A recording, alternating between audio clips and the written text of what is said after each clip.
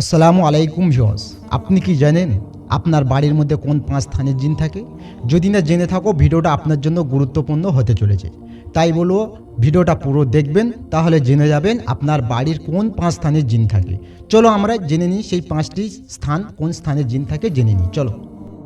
যে 5 স্থানে যদি আপনি ফলো না করেন বা এই 5টা স্থানকে যদি নিয়ন্ত্রণ করতে না পারেন, তাহলে এই জায়গাগুলোতে বদজিনের আসর পড়ে এবং আপনার শারীরিক ক্ষতি করতে পারে। এখন আপনি উত্তরণের উপায় কি এবং কোথায় সেগুলো রয়েছে বা কোথায় সেগুলো থাকে?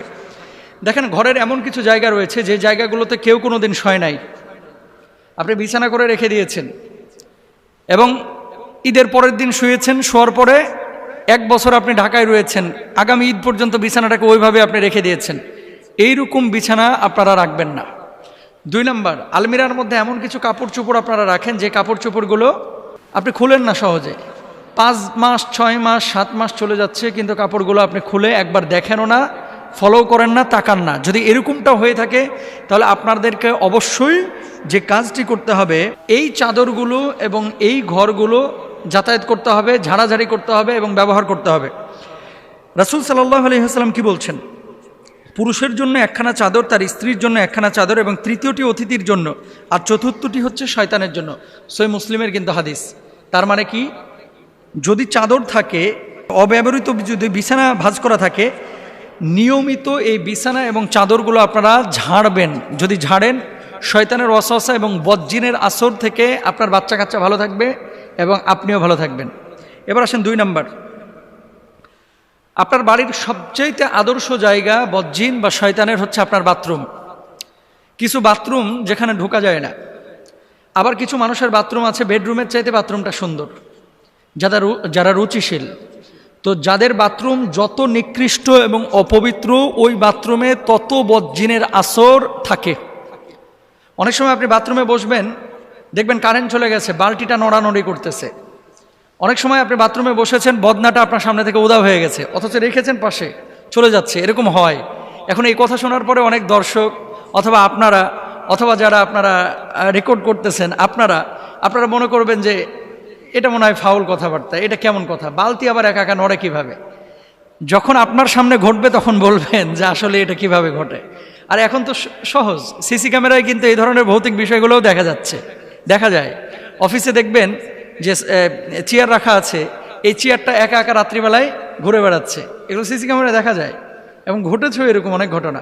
তো দেখেন, বাথরুমে যখন আপনি ঢুকবেন, বাথরুমে ঢোকার আগে আল্লাহুম্মা ইন্নী আউযু বিকা মিনাল খুবুসি ওয়াল খাবাইস এই দোয়া পড়ে নেবেন।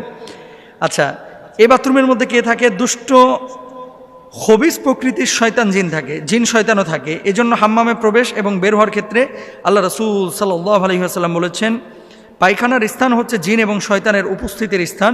সুতরাং যারা পায়খানায় যাবে তারা যেন এই দোয়াটা পড়ে তারপরে প্রবেশ করে, মানে প্রবেশ করবেন এই দোয়াটা পড়ে। যদি পড়ে প্রবেশ করেন, এখান থেকে বদজিনের কেটে পড়বে। এবং যখন বাথরুম থেকে বের হবেন তখন গুফরান একা পড়বেন।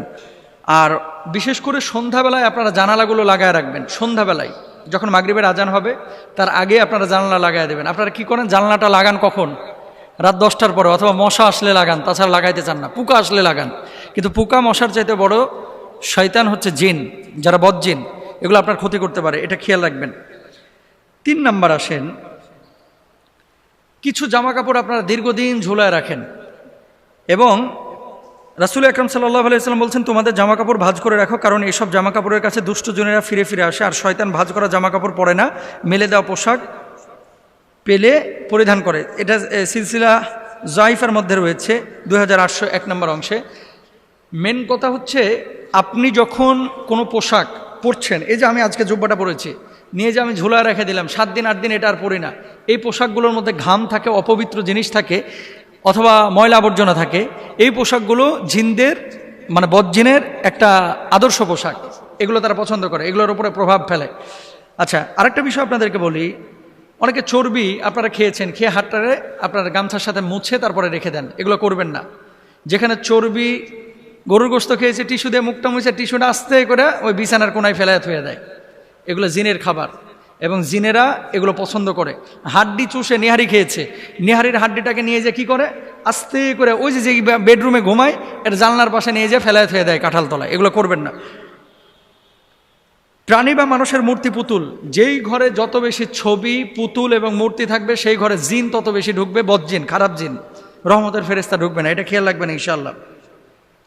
বিশেষ করে আপনারা টুথপেস্ট, শ্যাম্পু, মেয়েদের মেকআপ বক্স অথবা এমন কিছু ছবি আপনারা ঝুলে রাখেন, ক্লোজ আপ কিনছেন, কেনার পরে দেখতেছেন বেডি ওই দাঁত কেলায় হাসতেছে, ওটা নিয়ে যে আপনি ঘরের মধ্যে রেখে দিচ্ছেন।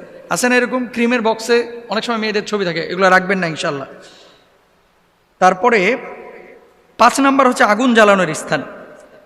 বিশেষ করে খড়খোটা যারা ইউজ করেন, গ্যাসের চুলা যারা ব্যবহার করেন, চুলা উনুন যারা ব্যবহার করেন, এই সমস্ত জায়গাগুলো হচ্ছে জিনের আদর্শ জায়গা।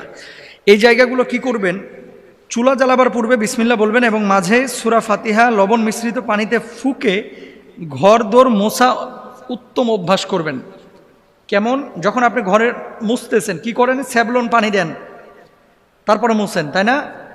স্যাভলন মিশিয়ে তারপর মুছছেন না, এটা তো আপনি জীবাণুনাশক দিবেনই, কিন্তু ওই পানিটার মধ্যে কাজের বুয়াকে বলবেন একটু বিসমিল্লাহ বলে ফুৎকার দিও, সূরা ফাতিহাটা পারলে একটু সূরা ফাতিহা পড়ে ফুৎকার দিও, অথবা আপনি দিয়ে দিবেন, তাহলে কি হবে, ঘরগুলো নিরাপদ থাকবে ইনশাআল্লাহ তাআলা। তো এগুলো আমরা খেয়াল করবো, আল্লাহ তাআলা বোঝার তৌফিক দান করুন। ভিডিওটা আপনাদের কেমন লাগলো ভিউয়ার্স? যদি আপনাদের ভিডিওটা ভালো লাগে অবশ্যই একটা লাইক দিবেন, আর আপনি যদি আমাদের চ্যানেলে নতুন হয়ে থাকেন তাহলে অবশ্যই চ্যানেলটি সাবস্ক্রাইব করবেন, আর যদি আপনি আগে থেকে আমাদের চ্যানেলটি সাবস্ক্রাইব করে থাকেন আপনাকে অসংখ্য ধন্যবাদ।